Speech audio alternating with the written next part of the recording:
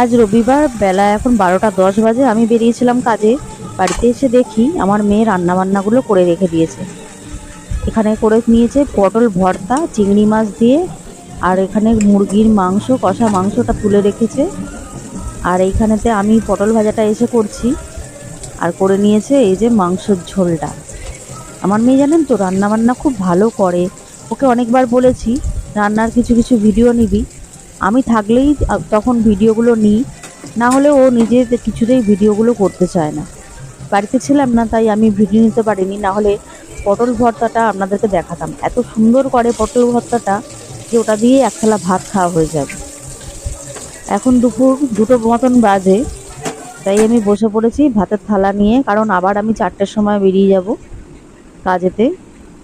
এই যে দেখুন পটল ভাজা, মাংস, পটল ভর্তা আর মাংস কষা নিয়ে। আজকে আপনাদের মেনু কি?